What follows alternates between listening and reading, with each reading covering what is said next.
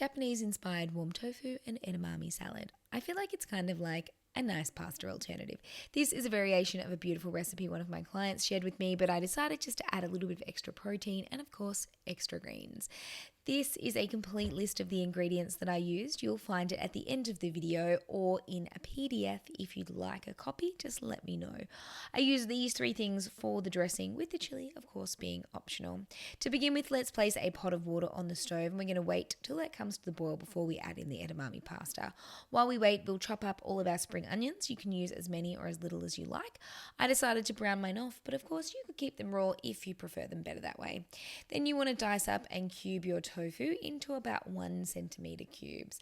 I pop that into the pan along with the onions and leave that on like a fairly low heat just to cook all the way through. Then I wash and chop some broccolini, place that in there as well, and I decided to add in just a little bit of water so that it didn't stick to the pan, seeing as though I had no oil in there or anything like that.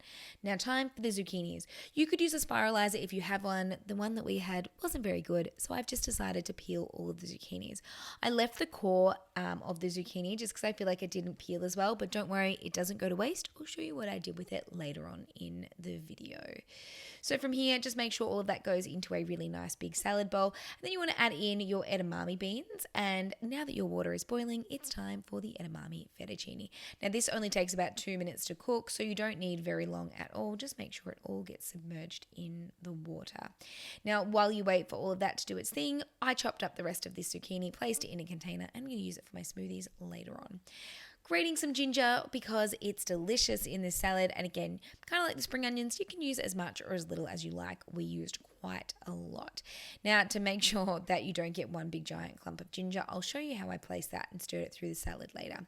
Here I am mixing the dressing. We have got 1 tablespoon of each of these ingredients per serve. I'm making 4 serves, so 4 tablespoons of each, plus lots of chili. We love that. Now, I've placed everything in the big salad bowl. You'll see I've left the ginger to the side, and I'm slowly adding it as I'm stirring it through, and then I'm dressing it all over and giving it a nice stir through as well.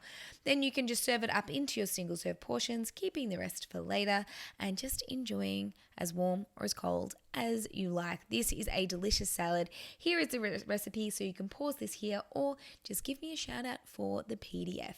Enjoy, my friends.